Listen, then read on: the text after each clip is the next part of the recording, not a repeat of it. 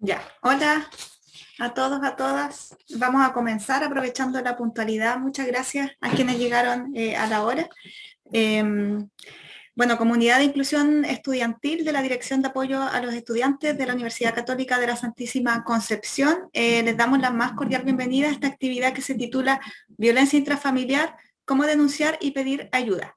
Esta actividad tiene el objetivo de dar a conocer a la comunidad universitaria cómo iniciar un procedimiento en materia de violencia intrafamiliar, así como también los apoyos que entrega la Corporación de Asistencia Judicial. Bueno, la charla va a estar enfocada principalmente a relaciones de pareja con y sin cohabitación, además de abordar el maltrato hacia personas mayores. Así que eso en modo de presentación. Voy a aprovechar de saludar y agradecer también a nuestras invitadas por acompañarnos el día de hoy. A Carla Monsalve Villagrán, abogada de la Corporación de Asistencia Judicial del Biobío en Lota. A Paquita Cabrera Rebolledo, que está por ahí también, abogada coordinadora del Centro de Atención a Víctimas de la provincia de Concepción, y Vilma Concha Cartes, trabajadora social del Programa de Asesoría Jurídico-Social para Personas Mayores.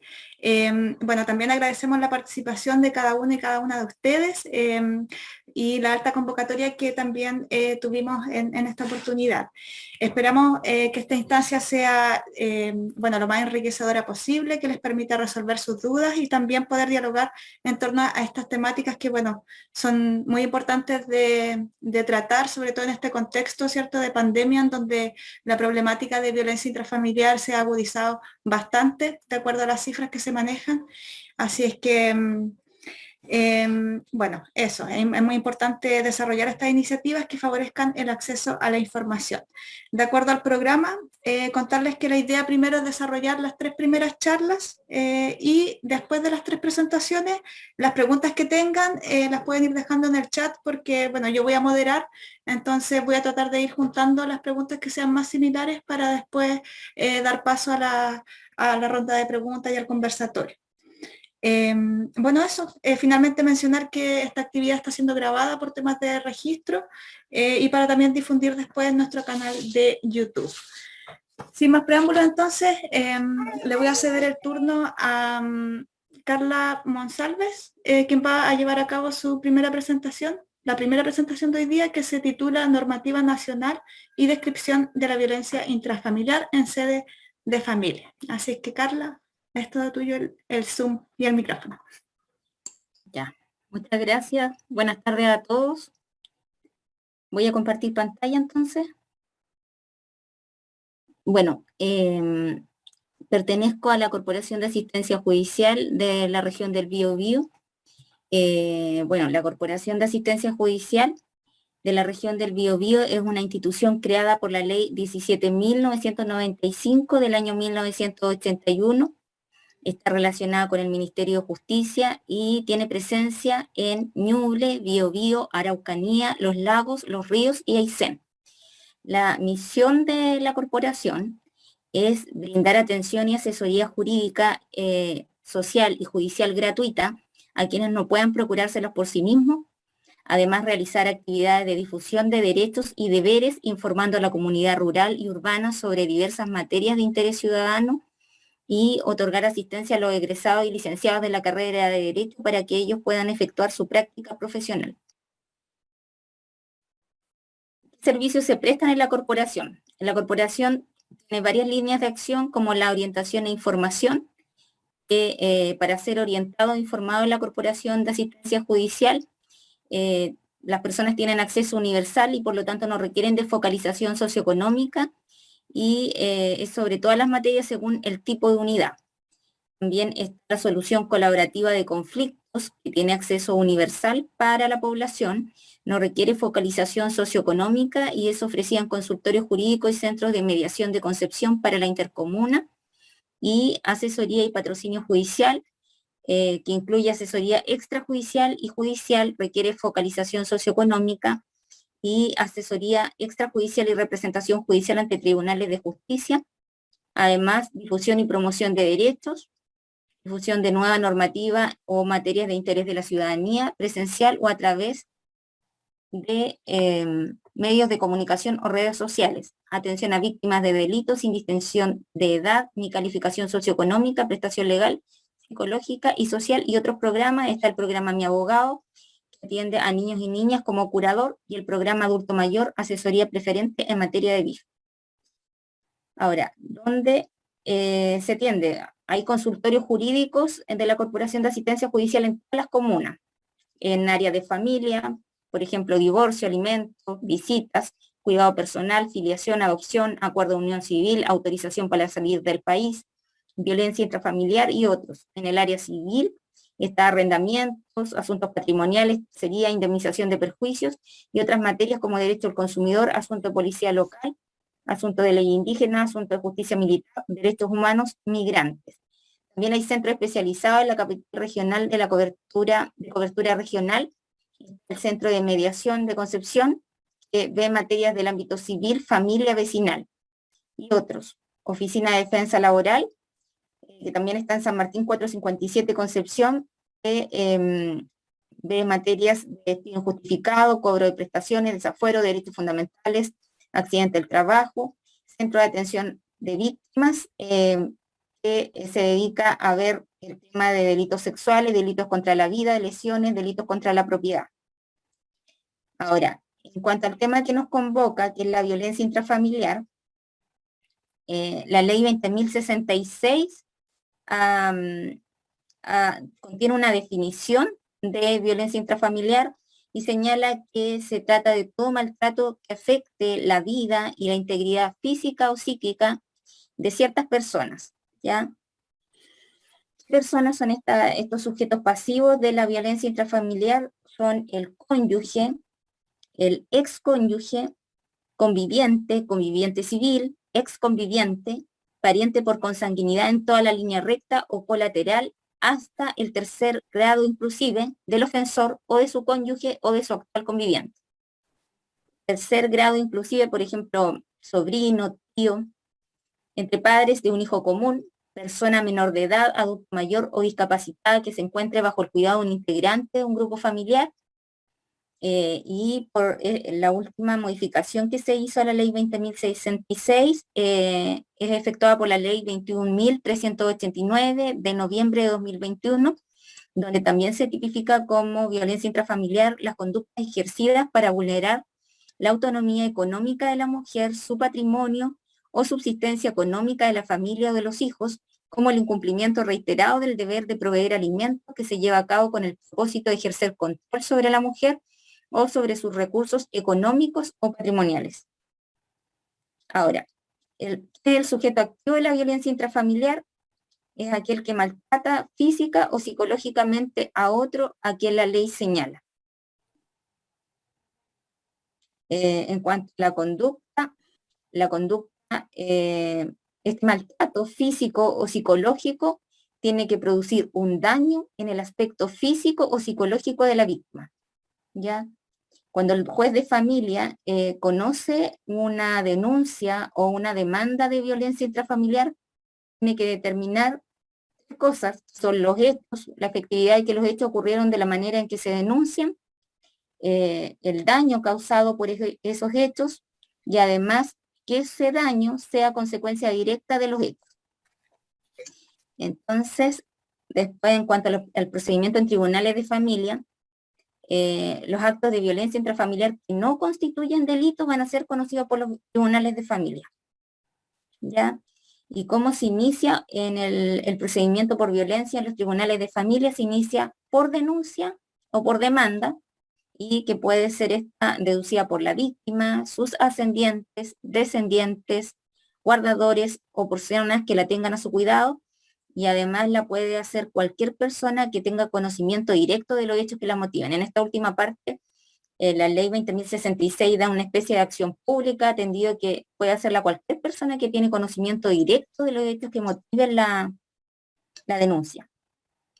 Ahora, la ley 20.066 también tiene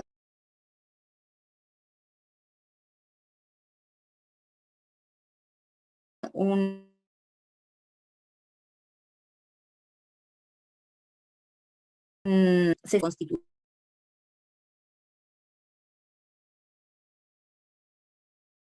constitutivo de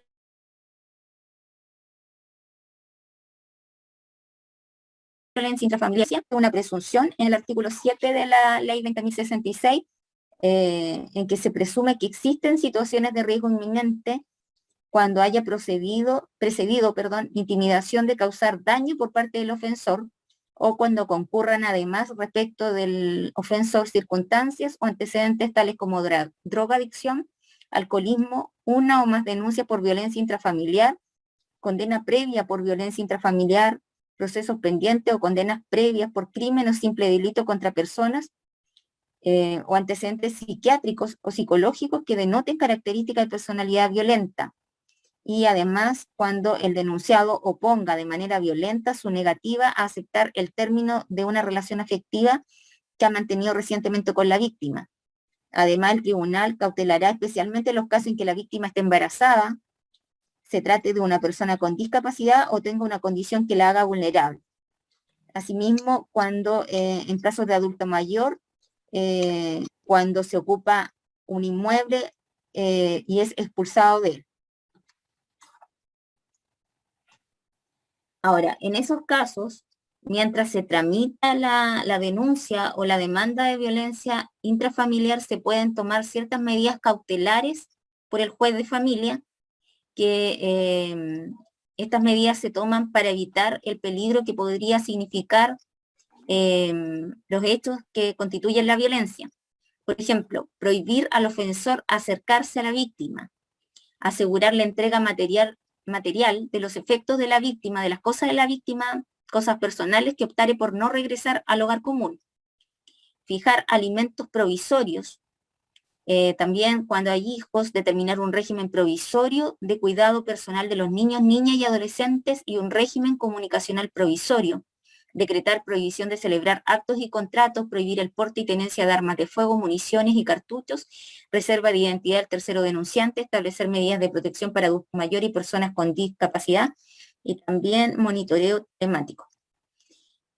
Ahora, en cuanto a la forma de término del procedimiento de violencia intrafamiliar, está la suspensión condicional del procedimiento, en que se suspende la dictación de la sentencia siempre que el denunciado o demandado reconozca los hechos que motivaron la denuncia, reconozca su responsabilidad en los hechos, y en ese caso se aplican ciertas condiciones, como por ejemplo no acercarse a la víctima durante un plazo no mayor a 2 años. Sentencia que acoge, la sentencia también puede acoger o rechazar la denuncia de violencia intrafamiliar, y en caso de acoger la denuncia o demanda, puede imponerle al denunciado una multa de media a 15 UTM a beneficio del gobierno regional del domicilio del denunciante para ser destinado al centro de atención de víctimas de violencia, y puede imponerle también algunas medidas accesorias, ¿ya? Como por ejemplo, obligación de abandonar el ofensor el hogar que comparte con la víctima, prohibición de acercarse a la víctima, prohibición de porte y tenencia de armas, asistencia obligatoria a programas terapéuticos de orientación familiar y obligación de presentarse regularmente ante la unidad policial que determine el juez. Ahora, en cuanto a la violencia intrafamiliar en el pololeo, la Ley de Violencia Intrafamiliar 20.066 no regula la violencia en el pololeo, atendido que es un estado afectivo informal, ya no está tipificado. Por lo tanto, cualquier tipo de violencia que surja entre pololos se va a regir por las normas generales del Código Penal, ¿ya? Eso significa que no es que va a quedar sin castigo, sino que se va a regir por las normas generales del Código Penal, ya sea a través del tratamiento de las lesiones u homicidio. Entiendo que también existía un proyecto de ley de violencia intrafamiliar en el pololeo, una ley de violencia en el pololeo más bien, pero que esta todavía no está, es solamente un proyecto de ley, ¿ya? En febrero de este año entiendo que pasó al Senado, pero estaba ahí todavía en trámite. Esa sería mi presentación. Bueno, muchas gracias, Carla. por tu presentación. Voy a dejar entonces ahora con ustedes a Paquita Cabrera, ¿ya? Quien nos va a exponer sobre normativa, tramitación de la violencia intrafamiliar en sede penal, si no me equivoco, ¿cierto? Yo le puse otro nombre, digamos, le puse algunas consideraciones en BIF, más que nada, Ya. porque es mucho más amplio. Bueno. Voy a compartir entonces la pantalla. Sí, ¿Ya? Gracias. Bueno, buenas tardes a todos y a todos. Gracias por darnos este espacio. Mi nombre es Paquita Cabrera, soy abogada de la Corporación de Asistencia Judicial y soy específicamente la coordinadora del Centro de Atención a Víctimas de Delitos Violentos. Por lo tanto, nuestro principal foco en nuestro trabajo diario es precisamente la materia penal.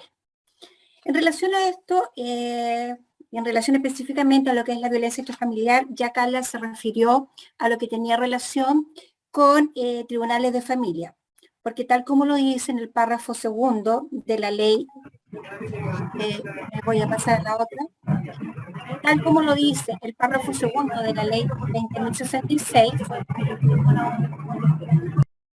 el artículo 6 nos dice que los actos de violencia intrafamiliar que no constituyan delito serán obviamente de conocimiento de los tribunales de familia y se sujetan a ese procedimiento que ya el que nos señaló la colega anteriormente. Todos los demás y que constituye delito son de conocimiento de los tribunales de garantía o Ministerio Público o Tribunal Oral en lo Penal. De ahí que decimos que en este caso, tratándose de los delitos, estamos en presencia de un procedimiento establecido por el Código Procesal Penal. Vamos a usar principalmente la normativa del Código Penal, sin perjuicio de lo que dispone obviamente la Ley 20.066. La investigación la lleva a cabo el Ministerio Público y son de conocimientos del Tribunal de Garantía respectivo y eventualmente podemos llegar al Tribunal Oral en lo penal en estas materias.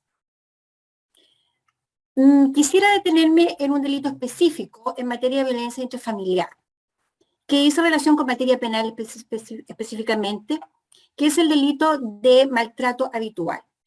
Como estamos hablando de tribunales de competencia penal, aquí vamos a hablar más que nada de la violencia física. Y el artículo 14, ¿qué nos dice? ¿Qué nos dice que es el delito de maltrato habitual? Dice que es el ejercicio habitual de la violencia física, que en este caso vamos a referirnos a la física, porque es de conocimiento del tribunal penal, digamos, de la ley penal. Entonces, el ejercicio habitual de la violencia física, psíquica o económica. Económica se agregó recientemente en esta modificación que se hizo a partir del 18 de este mes. Respecto de algunas de las personas referidas en el artículo 5, a la que ya hizo referencia Carla, que llamo sujetos pasivos. Y que se sancionará este delito con una pena que va de los 61 días a 3 años, salvo que el hecho constitutivo de un delito sea un delito de mayor gravedad. En ese caso, aplicamos derechamente todo lo relativo a lo que es el delito propiamente tal de aquello. Me explico. Supongamos que tenemos esta causa de violencia, de maltrato habitual, pero sin embargo, las lesiones que se le causaron a la persona son de mayor gravedad, pueden ser gravísimas. En ese caso, dejamos al lado lo que es esto de maltrato habitual y nos vamos a lo que es las lesiones gravísimas, porque son de mayor gravedad precisamente. Y aquí hay una cosa que ha dado bastante que hablar y ha dado para todos lados, digamos, y bastantes interpretaciones. Porque la ley nos dice que para apreciar la habitualidad se atenderá al número de los actos ejecutados, así como la proximidad temporal de los mismos, con independencia de que dicha violencia se haya ejercido sobre la misma o diferentes personas, víctimas. Para estos efectos no se consideran los hechos anteriores respecto a los cuales haya recaído sentencia absolutoria condenatoria. Aquí nos vamos a detener un poco en este delito porque es especial. Primero decíamos cuáles son las exigencias de esta norma que nos dice de este delito de violencia habitual. Decimos que es un delito de acción. En este tipo de delitos pueden haber dos delitos. Puede haber este delito de violencia habitual, pero también podría haber eventualmente un delito de lesiones, ¿ya? Menos grave. Y en ese caso se trata como un concurso, como dos delitos y ahí hay que aplicar normas especiales para ver en definitiva qué pena le aplicamos. Pero ¿cómo puede ocurrir? Como ya lo habíamos adelantado, que si hay un delito de mayor gravedad, en ese caso se sigue por ese delito de mayor gravedad. Se castiga y se aplica la figura de mayor gravedad. Como les decía, si tenemos frente a nosotros, parece que, espérenme, ahí está. Ya, como les decía en el ejemplo, pueden haber lesiones gravísimas que son mucho más graves, y en ese caso nos vamos a olvidar de este maltrato habitual y vamos a seguir por las lesiones de mayor gravedad. La pena es mucho más grave, por eso mismo. Ahora, un problema que presenta esta disposición que dice es que ejerce habitualmente violencia física. ¿Qué vamos a entender por esto de la habitualidad? Todos los días, día por medio, y ahí tenemos que ver al número de actos y a la proximidad temporal. Pero también nos trae el problema, número de actos, 2, 3, 4. ¿Cuántos actos necesitamos para que estemos frente a esta figura ya de violencia habitual? Ha habido bastante disparidad en las opiniones al respecto. Los tribunales de familia han señalado que 2 actos ya constituyen habitualidad. Fiscalía en su oportunidad había señalado a través de unos oficios que deben ser 3 actos. En definitiva, hoy día no se discute tanto si es 1 o 2 actos, ya, obviamente va a ser más que 1, ¿sí? Pero Fiscalía, si se le deriva a Fiscalía, debe conocerlo, ¿ya? Y aquí aparece, dentro de la misma literatura, hay un concepto, dice que aquí hay que atender un concepto criminológico social, es decir, que el juez llegue a la convicción de que esta víctima vive en un estado permanente de agresión. Entonces, ahí hay que ser sumamente cuidadoso y es difícil. Y desde el punto de vista de un ejemplo, señalar el sujeto, un sujeto que le dan un adelanto todos los 15 de cada mes, por ejemplo. Este sujeto va, se junta con sus amigos, toma un par de copas, llega a la casa y ¿qué pasa? Llega agresivo, golpea a la señora, no solo a la señora, golpea a los hijos también. Y eso ocurre, lo podemos a lo mejor apreciar en 2 o 3 veces, ocurre cuando el sujeto se paga, recibe su sueldo, pasa esto. ¿Ya? Ahí hay una habitualidad, vamos a entender que hay habitualidad. Y es importante señalar que aquí las víctimas, dice que son las que ya señaló Carla cuando dijo sujeto pasivo, pero son independientemente de que la víctima de la violencia sea la misma o diferente. Que aquí puede ser tanto agredido la madre, una hija, incluso muchas veces los padres de los mismos sujetos son agredidos por estos mismos. Y ahí vamos a estar precisamente reuniendo estos requisitos. ¿Ya? Y en cuanto a la pena, en estos casos de violencia habitual va de 61 días a 540 días. Y como ya decíamos, salvo que el hecho sea constitutivo de un delito más grave, que en ese caso, habíamos señalado, nos regimos por el delito más grave. Aquí, en este delito, es bien importante destacar que se considera un agravante. Y le puse irreprochable conducta anterior, un sujeto que tiene en su extracto de filiación antecedentes o ya tiene una anotación con las mismas conductas, se va a entender en definitiva que no tiene una irreprochable conducta anterior y que por lo tanto se va a constituir en una agravante para su efecto. Ahora ya bien saliéndonos de este delito, que era necesario que hiciéramos mención a este delito porque yo creo que es tremendamente importante, que yo diría que se da con bastante frecuencia. Sin embargo, a tribunales no llega mucho, ¿ya? Hay que señalar precisamente que estos delitos de violencia habitual son remitidos desde el Tribunal de Familia a Fiscalía para su investigación. Es una de las formas en las cuales se va a iniciar precisamente esta investigación en el Ministerio Público. Ahora bien, tenemos que salvaguardar también a la víctima. Y ahí es necesario aplicar las medidas cautelares. En violencia intrafamiliar, en tribunales de garantía, nos dice que en cualquier etapa de la investigación o del procedimiento sobre los delitos constitutivos de violencia intrafamiliar, y esto es importante, y aún antes de la formalización, el tribunal de competencia, en lo penal, como ya les decía, podrá decretar algunas de las medidas cautelares que sean necesarias para proteger a la víctima de manera eficaz y oportuna. Y son esas medidas que ya señaló Carla como medidas cautelares. Son prácticamente las mismas, ¿ya? ¿Por qué destaco aquí? Porque esto aún antes de que se formalice. Y eso es importante. Ahora, esto lo decíamos como regla general. Pero, ¿qué ocurre respecto de los delitos propiamente tal que están señalados en el Código Penal? Regla general, son las mismas medidas cautelares que se ocupan en materia de familia, las que vamos a ocupar en sede penal, ¿ya? Ahora, las que tienen mayor frecuencia, primero es el alejamiento absoluto y total del agresor, una de las que es la primera que se aplica, diría yo.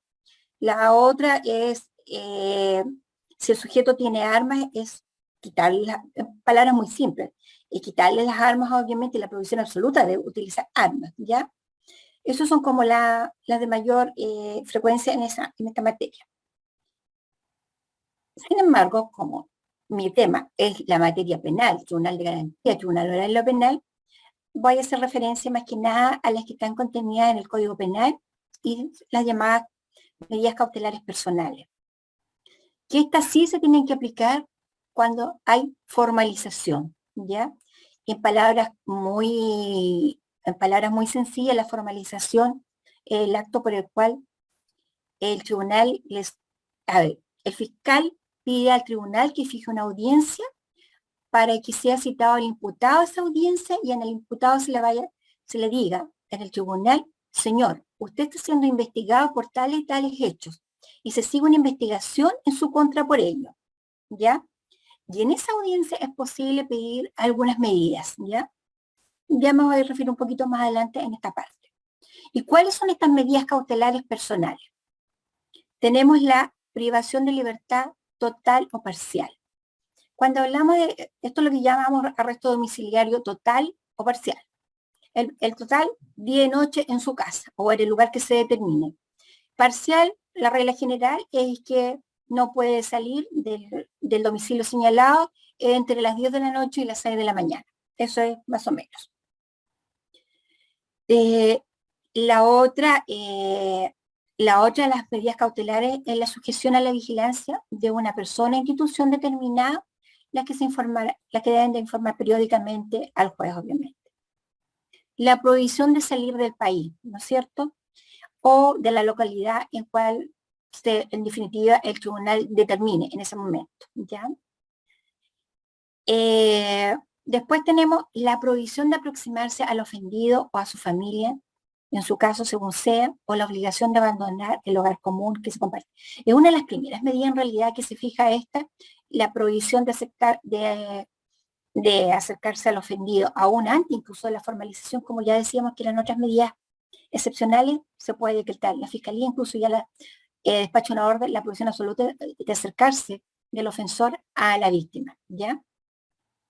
Aquí está, la otra es la prohibición de poseer, tener o portar armas de fuego, las municiones o los cartuchos. La obligación del imputado de abandonar el inmueble determinado, ya lo decíamos. Y la más extrema de estas medidas es la prisión preventiva. Para que proceda la prisión preventiva tiene que darse una serie de requisitos, tiene que haber presunciones fundadas de que el sujeto ha tenido participación, de que los hechos revisten el carácter de delito y además tiene que haber presunciones también fundadas de que la libertad de este sujeto constituye un peligro para la sociedad, un peligro para la víctima, en ese caso, o bien para la investigación, o que este sujeto puede huir también. En esos casos puede llegar a decretarse la prisión preventiva. Aquí incluí algo importante que es lo que es el monitoreo el telemático o el brazalete electrónico, que también es otra de las medidas. Pero hay que señalar respecto de esta norma, que es una norma muy nuevita. Salió publicada en el Diario Oficial el 4 de octubre de este año y por lo tanto todavía no se ha aplicado, ¿ya? Porque va a empezar a regir esta norma desde los 6 meses de su publicación y va a ser gradual, no se va a aplicar en todo el país de una sola vez. ¿Y en qué consiste? Que una de las medidas que puede tomar el juez en este caso, digo el juez porque tiene que ser a petición de alguna de los intervinientes, se va a citar a una audiencia y se va a discutir la procedencia de este brazalete electrónico y el respectivo monitoreo, ¿ya? Se va a solicitar al tribunal, como les decía, el juez llama a la audiencia, se discutirá, y en este caso, el juez tiene que pedir un informe de factibilidad a Gendarmería para ver si es posible o no este brazalete electrónico, ¿ya? Y según lo que se decía, y según los argumentos de cada uno de los intervinientes, se dará o no lugar a esto, ¿ya? Pero aquí es bien importante, por eso yo decía que eran normas cautelares que se decretaban una vez formalizadas. Aquí necesariamente se requiere que la investigación esté formalizada, no es antes, debe estar formalizada. Y eso ya lo vamos a ver, digamos, en práctica en 6 meses más. Bueno, tienen que dictarse obviamente los reglamentos y ya la ley nos dice que ¿cómo se llama? Su funcionamiento va a ser gradual. No lo quería dejar de mencionar porque está en la ley, aunque no esté todavía en ejercicio, pero sí, vamos pronto a eso ya que la ley está y hay que implementarla. Ahora, desde lo más práctico, ¿cuál es el procedimiento cuando estamos en materia de violencia intrafamiliar? Entendiendo ya no esta violencia habitual, sino todo otro tipo de delito. En violencia intrafamiliar vamos a tener una serie. Generalmente son más que nada las lesiones graves. Lesiones menos graves, gravísimas. Bueno, ya vamos a llegar al extremo que podemos llegar al femicidio, a los parricidios, ¿cierto? Y a los homicidios. ¿Cómo se va a iniciar este procedimiento? Procede por la denuncia. Ya había adelantado la remisión de los antecedentes que hace el Tribunal de Familia al Ministerio Público, cuando observa que puede haber violencia habitual, o cuando definitivamente llegan a la familia y los hechos que están ahí denunciados derechamente son un delito, familia los deriva ¿cómo se llama? Lo deriva a la Fiscalía. Y también puede iniciarse por una querella de la persona afectada por el mismo delito. Ya decíamos que se inicia este proceso con una investigación, ¿no es cierto? Se abre una investigación en el Ministerio Público. Este plazo de investigación, no hay un plazo para la investigación determinada. No podemos decir, el Ministerio Público tiene 5 meses para investigar. No. El Ministerio Público va a tomarse el tiempo que estime necesario para reunir el máximo de los antecedentes para poder llegar a una formalización si así procede, ¿ya? En ese caso, y no hay plazo, y ya decíamos, adelantamos respecto de algunas que se podrían decretar algunas medidas cautelares. No todas, por cierto, pero sí algunas. Si el Ministerio Público llega a la convicción de que los antecedentes que tiene son suficientes para formalizar, va a pedir al tribunal respectivo se fije una audiencia para formalizar a este sujeto, sea hombre o mujer, para formalizarlo. Ya decíamos que la formalización es esta audiencia que se lleva ante el Tribunal de Garantía, en que el fiscal respectivo le va a decir: señor, señora, contra usted se hizo una investigación y estos son los hechos por los cuales se le investiga. Eso es la formalización. Formalizado y en la misma audiencia se pueden pedir medidas cautelares personales, que ya son las que habíamos señalado anteriormente, que podía ser el arresto domiciliario, total, parcial, que podíamos llegar incluso a la prisión preventiva, la salida del ofensor, del imputado de la casa, y las que ya habíamos señalado. Ahora, puse aquí, como antes incluso de cierre la investigación, que se puede llegar a terminar esta causa mediante lo que se llama una suspensión condicional de procedimiento, ¿ya? En que reuniéndose a ciertos requisitos se puede dar lugar a ello. Y dentro de los requisitos está, obviamente, la regla general es que tenga irreprochable conducta, que no tenga actos de la misma naturaleza, obviamente, y por un plazo que el mismo tribunal determina que no va a ser inferior a un año, ¿ya? Si se dan todas estas condiciones y se cumplen, se va a entender que no hay nada. Por decirlo de alguna forma, desaparece, no va a tener una anotación en su extracto de filiación en su hoja. Sin embargo, en fiscalía sí figura, queda lo que se llama el SAP, sigue apareciendo esta suspensión condicional que se llevó a cabo, que se cumplió obviamente si se cumple, ¿ya? Pero para los efectos de tercero o para el efecto de filiación no figura. Es importante, o sea, aquí destacamos que podríamos terminar aún antes de la sentencia con una suspensión condicional de procedimiento en la medida que se cumplan todas las condiciones. Importante destacar que aquí, en materia penal, en violencia intrafamiliar, no proceden los acuerdos reparatorios. Porque si procedieran estos acuerdos reparatorios, sería como ponerle, yo me imagino que es como ponerle precio al golpe, ¿ya? Cuando digo eso, porque los acuerdos reparatorios generalmente terminan en un acuerdo de carácter económico o en otros que son de otra envergadura, pero no, que implican de alguna forma que no tenemos personas involucradas de esta ley. ¿Por qué le digo que sería como ponerle un precio? Es decir, si un sujeto le pegó una cachetada a su señora, a un hijo, le dice, yo voy a llegar a este acuerdo reparatorio, aparte de pedir estas disculpas públicas, voy a pagar 10.000 pesos, ¿ya? Te voy a indemnizar por estos 10.000 pesos, por decirlo de alguna forma, en forma muy vulgar y burda, ¿ya? Y eso sería como ponerle precio a la violencia. Por eso en este caso no hablamos de acuerdos reparatorios, solamente podemos llegar a una suspensión condicional de procedimiento, ¿ya? Está absolutamente prohibido en materia de violencia intrafamiliar, ¿ya? Avanzando en la investigación, puede ocurrir que se formalizó, tenemos medidas precautorias, medidas cautelares, se estableció un plazo de investigación, supongamos 3 meses, se culminaron todas estas medidas, se cumplieron todo, juntamos todos los antecedentes, tenemos listo, la fiscalía dice ya cumplí toda la diligencia, a todo esto ya dijimos que podíamos tener un creyente dentro de esto, y la fiscalía dice, estamos ok, tengo todos los antecedentes, tenemos todo, estimamos que no hay más antecedentes en este momento, y procede al cierre, y que puede aquí, lo más normal será que la fiscalía acuse, o dependiente del delito, podría llegar a una suspensión condicional, no, puede llegar a lo que se llama un procedimiento simplificado.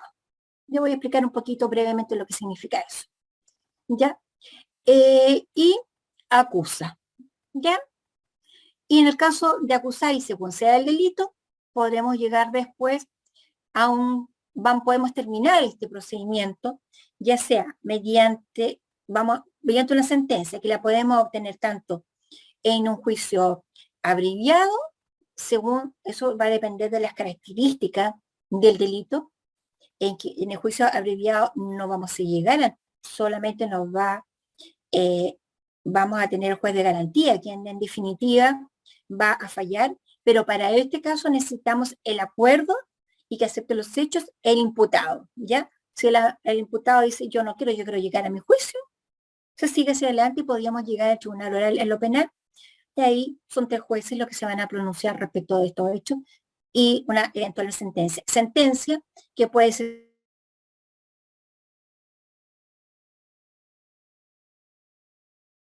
tanto condenatoria, ser un juicio simplificado, donde mencioné, que es otro tipo de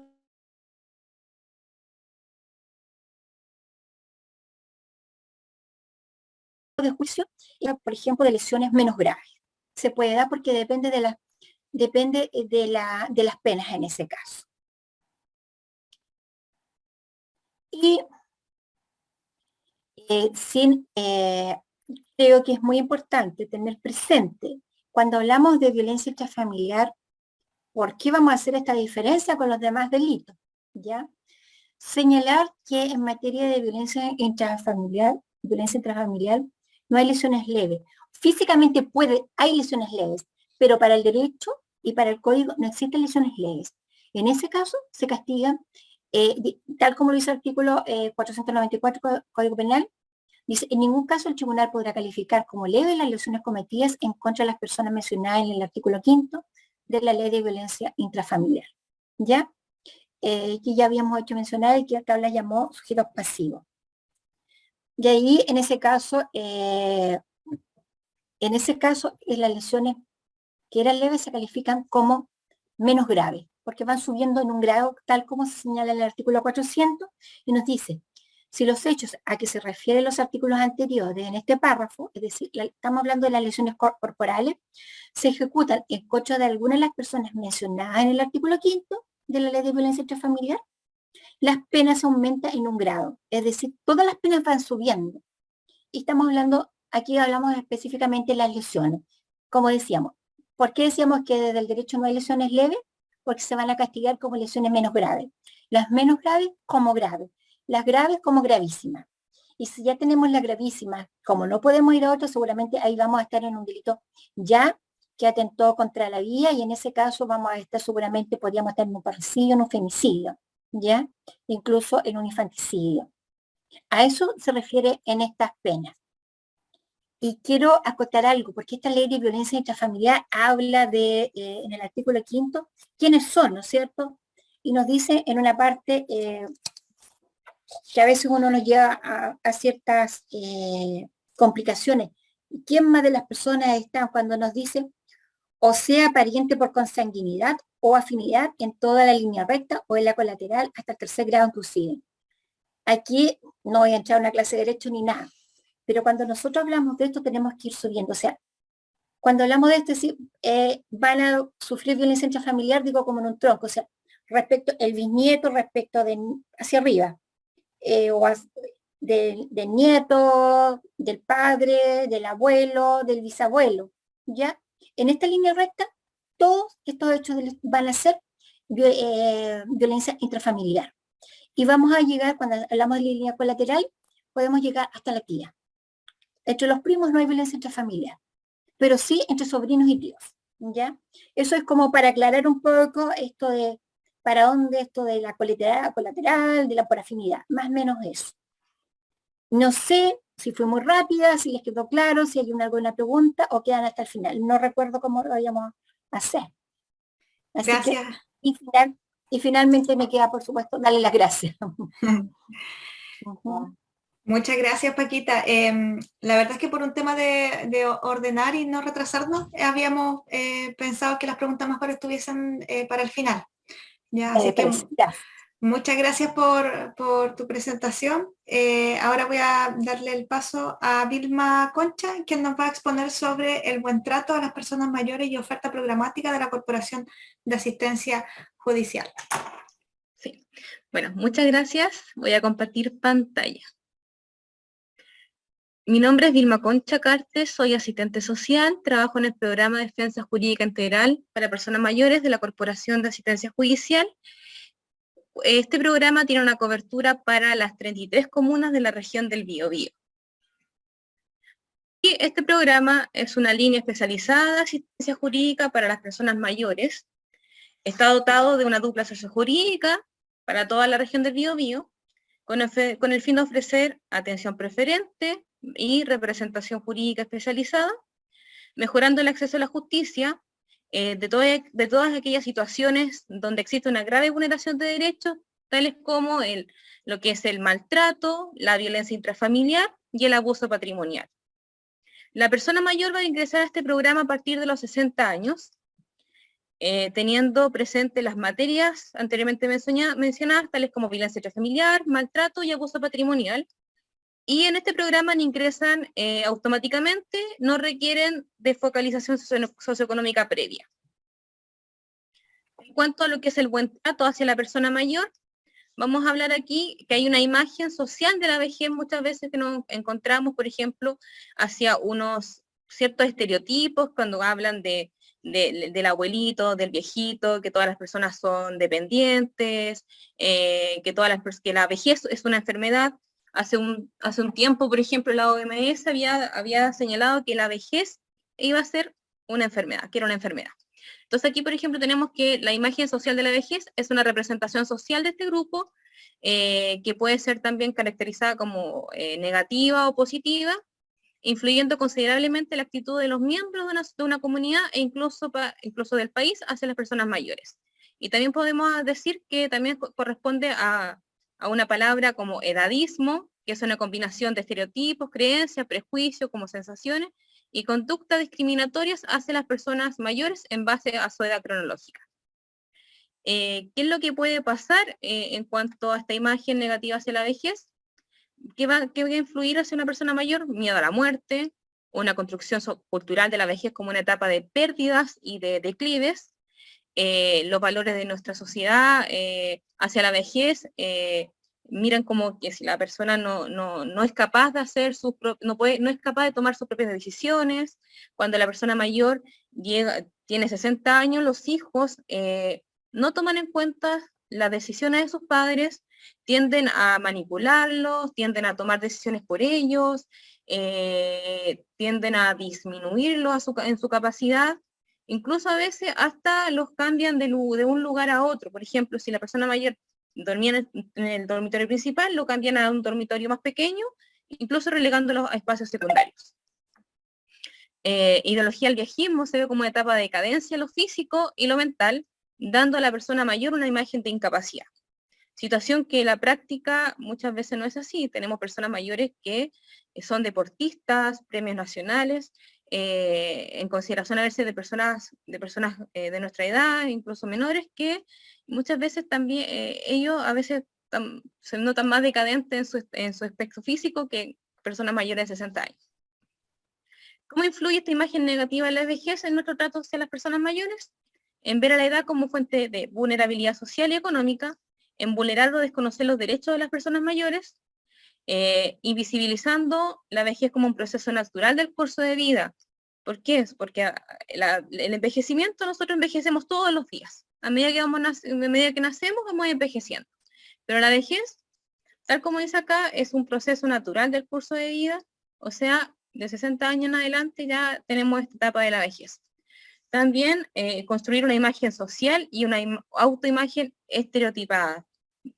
Así como dice, por ejemplo, la fotografía, muchas personas mayores se sienten invisibles en la sociedad, incluso invisibles en su propia casa, donde muchas veces la familia no los ve, no les habla, lo dejan en una esquina.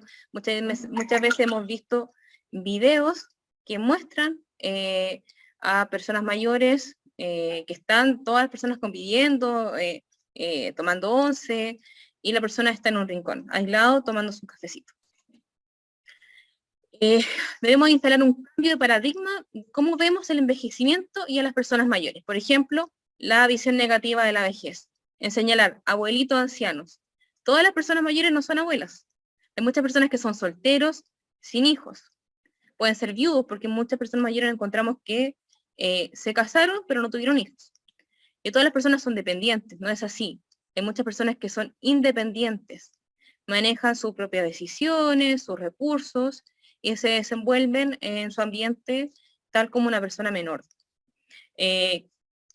Etapa de deterioro, una visión negativa de la vejez. Exclusión social, que es una carga social la persona mayor. Vemos nosotros cotidianamente en el programa que muchas personas mayores cuidan, por ejemplo, de sus padres de 100 años, de 90, y ellos tienen 60, 70 años. Sin embargo, los hijos que son menores no cuidan a sus padres. Visión negativa de la vejez, que tienen un bajo bienestar de su vida. La visión positiva de la vejez, considerar a la persona por persona mayor, cambiarle, por ejemplo, el auto, como lo denominamos muchas veces, por ejemplo, abuelito, tatita, anciano. Ahora tenemos que decir persona mayor. Toda la persona mayor tiene autonomía, puede ser independiente para tomar sus propias decisiones. La vejez es una etapa de cambio y de continuidad a lo largo del curso de vida. La persona mayor debe ser integrado y debe también participar en la sociedad, ya sea a través de un grupo de personas mayores, seguir trabajando. Existen ciertos programas enfocados en ellos, donde también podrían participar. Es una etapa de oportunidad a la vejez. Una oportunidad, por ejemplo, toda la vida se dedicaron a trabajar, ahora es una oportunidad para poder hacer todo aquello que no pudieron haber hecho por la crianza de los hijos o por tener trabajo. Visión positiva de la vejez, altos niveles de bienestar subjetivo. Aquí quise agregar lo que dice el decreto número 162 del año 2017, que promulga la Convención Interamericana sobre la Protección de los Derechos Humanos de las Personas Mayores, que en su artículo 2 señala que persona mayor es aquella persona de 60 años o más, dejando atrás lo que uno denominaba como adulto mayor.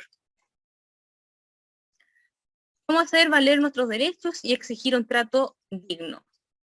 La Convención sobre la Protección de los Derechos Humanos de las Personas Mayores es una norma que está ratificada por Chile bajo el decreto 162 de 1 de septiembre del año 2017. El objetivo de la Convención es promover, proteger y asegurar el reconocimiento y pleno goce y ejercicio en condiciones de igualdad de todos los derechos humanos y libertades fundamentales de la persona mayor a fin de contribuir a su total inclusión, integración y participación en la sociedad. Esta convención consagra 27 derechos protegidos que todos debemos conocer, ¿ya?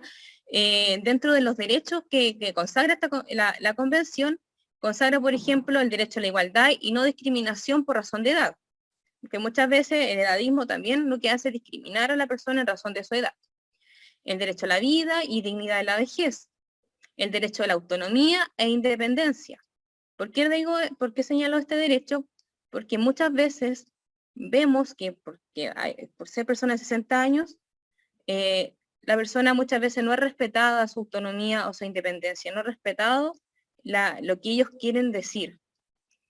Y así, por ejemplo, en el artículo 31, el derecho de acceso a la justicia, que es lo que como programa nosotros trabajamos. El buen trato a la persona mayor es un derecho, pero también es un deber. Es universal. Es el resultado del respeto de los derechos, respeto de la dignidad de la persona, consiste en establecer una relación satisfactoria entre personas, dar y recibir buen trato, no tiene edad. Es una forma positiva de relación, consideración, reconocimiento, implica reconocer al otro de igual a igual. Es un adecuado modelo de intervención para la persona mayor, considera, por ejemplo, un saludo cordial, llamar a la persona por su nombre, evitar llamarlo abuelito, abuelita, tatita, anciano. Siempre hablar modulado y fuerte, no gritar. Muchas veces nos vamos a encontrar con personas que tienen alguna discapacidad auditiva.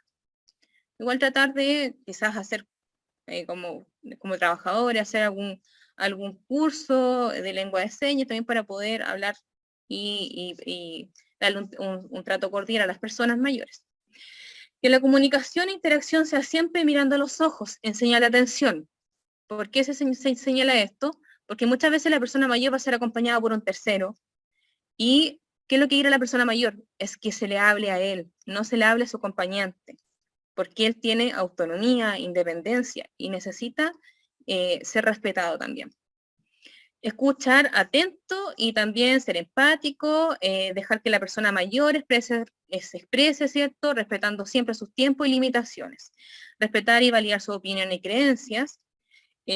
No debemos descalificar a la persona mayor, no juzgar a la persona mayor, no tratarlo como niño, evitar la victimización y el asistencialismo.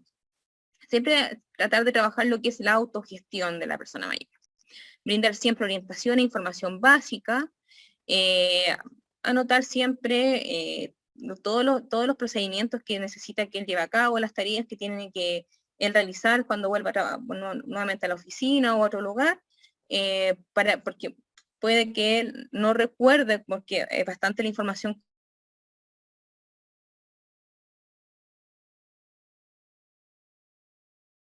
que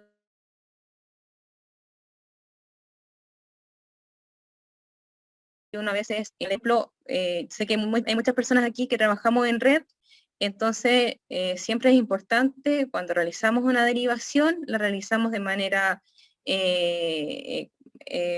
adecuada, contactándonos unos con otros para para el bienestar de la persona mayor. En cualquier espacio de interacción y vinculación con una víctima, persona mayor, es necesario tener presente 12 principios de buen trato hacia las personas mayores. Por ejemplo, valoración y reconocimiento individual, comunitario e institucional. Por ejemplo, como ser persona, como ser humano, como persona, sin ningún tipo de discriminación, ni marginación social o exclusión. El respeto, considerar con quién se trata a una persona y que busca no causarle ofensa o prejuicio. La comunicación, siempre preguntar, escuchar y conocer que es un buen trato para cada individuo y siempre tratar de ponerse en el lugar del otro. Adaptación e individualidad, recibir atención individual desde las necesidades y preferencias centradas en la persona. Autonomía personal, tomar decisiones, tener el control sobre las decisiones que nos afectan. Calidad de vida y bienestar, el respeto de los valores personales, ofrecer calidad en las condiciones de vida, favoreciendo la satisfacción personal y bienestar en todas las áreas. La igualdad, tratar bien, no tiene que ver con la edad, sino ni con diferencias personales. Identidad, por lo que representa como individuo y como colectivo. La libertad de expresión, de opinión, de pensamiento, de valores, creencias y movimiento. Dignidad, sentirse seguro en la familia, tener atención individualizada de los profesionales de los centros sociales y sanitarios, explorar sus preocupaciones, intereses, garantizando sus necesidades básicas y su salud, entre otros. Negociación, desde la base de la comunicación, encontrando las alternativas y soluciones a las dificultades. Integración, reconocer y favorecer que las personas mayores sean integradas con todos los ámbitos de la vida de la sociedad. Esto es súper importante para cuando trabajamos con personas mayores, de siempre reconocer a la persona mayor, siempre tener un respeto, una buena comunicación, para igual mejorar siempre la calidad de vida que ellos necesitan.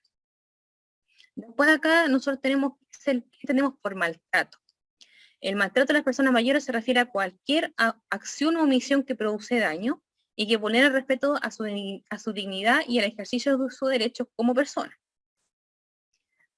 El maltrato puede realizarse de manera intencionada, como también puede ocurrir por desconocimiento, de manera intencional o no intencionada, y el maltrato puede ser de distintos tipos y dimensiones. Aquí tengo como un mapa conceptual señalando qué tipos de maltrato existen, y posteriormente aquí vienen las tipologías e indicadores de los malos tratos hacia las personas mayores. El maltrato físico, uso de la fuerza física que daña la integridad corporal de una persona mayor, que puede provocar dolor, lesión, discapacidad temporal o permanente y en caso extremo la muerte. Se manifiesta entre otros mediante empujones, amarreos, cachetadas, puñetes, patadas o golpes con objetos, pellizcones, quemaduras, inmovilización, sujeción mecánica o uso inapropiado de medicación por la fuerza. Incluye además restricciones o confinamiento no apropiados en las camas, en las sillas o en una habitación, el inapropiado uso de fármacos como sedaciones sin prescripción y alimentación forzada. Hemos visto muchos casos nosotros en el programa durante este tiempo acerca de estos tipos de maltrato, y es súper importante que sean denunciados, ya sea los vecinos, por ejemplo, si escuchan situaciones de maltrato, puedan denunciarlo ante carabineros, o la propia víctima, si puede, cuando va, por ejemplo, la red a la casa, ya sea municipio o salud, pueda denunciar para poder apoyarlos en este tipo de casos. Maltrato psicológico, acciones que producen angustia, pena, estrés, sentimientos de inseguridad, baja autoestima, que atentan contra la identidad, dignidad y respeto de la autonomía de una persona. Se muestra a través de insultos, agresiones verbales, repetidas como amenazas de aislamiento, abandono, o institucionalización, humillaciones, infantilización, intimidaciones o interacciones que denigran a la persona o hieren o disminuyen su identidad, dignidad o autoestima. Ejemplo de ello, tenemos un caso nuevo que nos llegó acerca de una persona mayor que se encuentra ingresada en un establecimiento de larga estadía, amenazada por su hija, y por lo tanto la familia ya fue orientada a realizar la denuncia pertinente, y nosotros ya tenemos los datos igual para poder darle la representación jurídica que requiere. Incluye, por ejemplo, en esta tipología de maltrato psicológico, cualquier otra acción que supone el confinamiento u otra interferencia en la libertad personal del adulto mayor. Ejemplo de este tipo de abuso es la negación a la toma de decisiones, encierro, aislamiento social de amigos y familiares.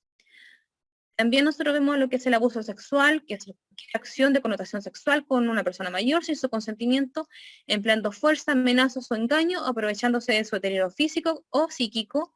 Puede manifestarse en forma abierta o encubierta mediante gestos, palabras, insinuaciones, caricias, tocaciones, atentado contra el pudor, acoso, desnudo, forzado, fotografía sexual explícita. Este es un caso que también uno no puede dejar de decir que son hechos aislados, porque también existen muchas personas mayores que son víctimas de violación, de abuso sexual por parte de su propia red familiar. Abuso patrimonial, mal uso, explotación o apropiación de los bienes por parte de terceros sin consentimiento o con consentimiento oficiado, fraude, estafa, engaño o robo de su dinero o patrimonio.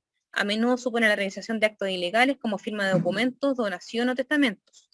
Ejemplo, persona mayor que va a notaría mediante engaño y le entrega su casa donde él vive, posteriormente no sabe leer ni escribir, o fue al baño, llega y se fija, y después a los días siguientes quiere postular un beneficio y se percata que fue engañada y hizo entrega de su casa. Tenemos casos así en el programa, en esta región y también en otras regiones que nosotros nos vamos comentando. Es posible también que existiendo una relación de poder, una persona mayor permita a un tercero que actúa en su nombre pese a la evidencia del perjuicio, ventas fraudulentas, engañosas, interés inusitado por hacerse cargo de la persona mayor, consultas reiteradas de terceros en materias de interdicción. Negligencia. Negligencia del cuidado para satisfacer las necesidades vitales de una persona mayor.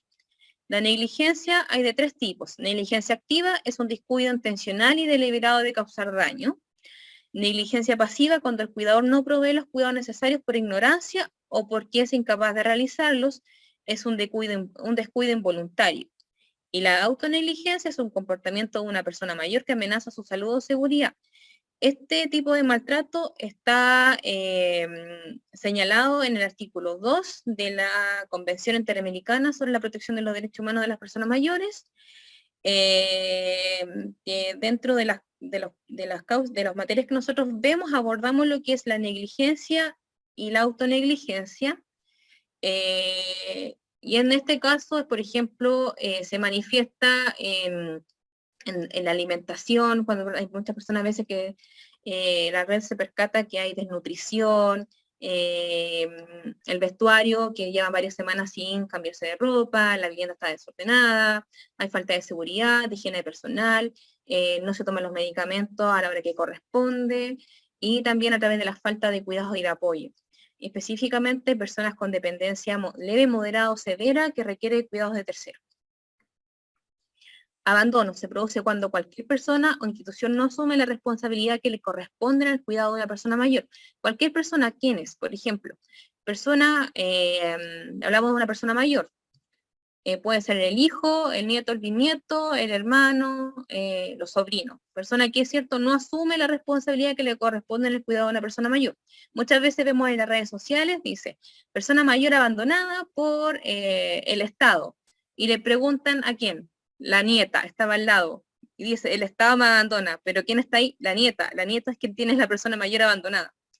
Es ahí que nosotros decimos que falta quizás que las redes sociales, personas que son comunicadores puedan estudiar también cuáles son los indicadores, por ejemplo, del abandono, que es un tipo de maltrato que lo ejercen también la red familiar.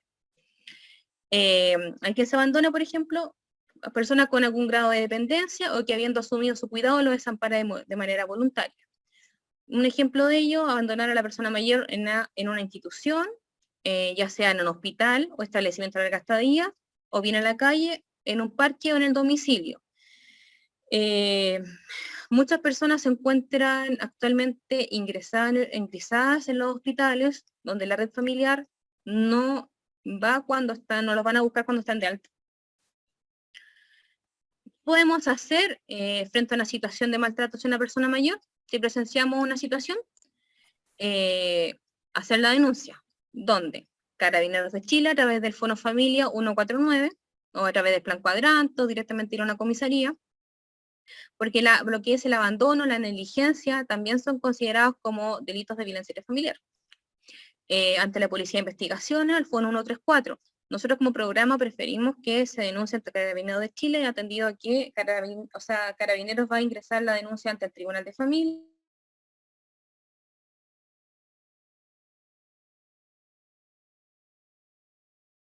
El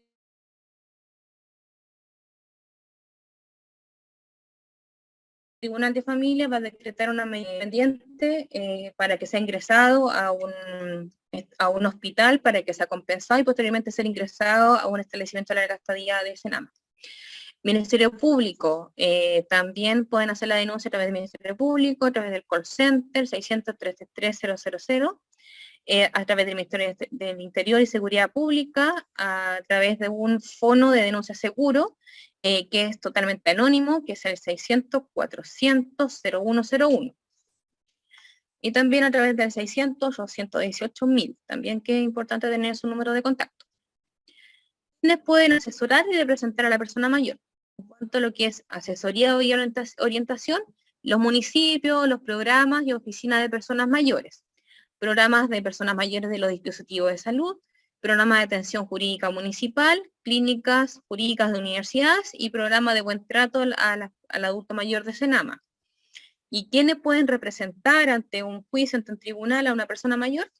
CERNAMEC, el Centro de la Mujer, el Centro de Apoyo a Víctimas de Delitos Violentos y el Programa de Defensa Jurídica Integral para Personas Mayores de la Corporación de Asistencia Judicial, que tiene cobertura en toda la región del Biobío. Hay un abogado y un asistente social que está, quienes abordamos este tipo de casos. Eso sería mi presentación. Muchas gracias. ¿Me escuchan bien? Sí. Sí, es que me parece que tengo problemas de conexión. Bueno, Sí. muchas gracias. Sí, Muchas gracias, Vilma, sí. por tu presentación. Muy interesante también. Aprovecho de agradecer a todas las expositoras. Ahora entonces la idea es dar espacio a algunas preguntas que algunas personas han escrito por el chat. Hay una pregunta que decía relacionada si es que hay propuestas de mejoramiento en las órdenes de alejamiento ya que no dan efectividad. No sé si conocen alguna propuesta para mejorar el tema de las medidas cautelares. Bueno, un poco señalando que está este brazalete. La implementación del brazalete electrónico. Esa es una de las medidas precisamente que se está tomando en caso de violencia intrafamiliar. Ya, gracias. Y otra de las medidas que se toma que es también entendible, perdona, quiero decir, que no muchas veces Carabineros va y no le abren la puerta, ¿ya? Y esas se están revisando a nivel de Tribunal de Garantía, muchas veces se revisan con bastante frecuencia, por si acaso esos posible incumplimiento. Ya, gracias, Paquita. También hay otras preguntas que se relacionan a qué castigos podría tener un familiar que ejerce violencia psicológica a un adulto mayor. ¿Cuáles serían las penas, por así decirlo? En caso de daño psicológico, Sí, así era la pregunta, ¿cierto? sí, violencia Sí. psicológica. Bueno, en materia de familia se aplica una multa en la sentencia que puede ir de media a 5 UTM más ciertas medidas accesorias, como por ejemplo la prohibición de acercamiento a la víctima y la salida del ofensor del domicilio de la víctima también.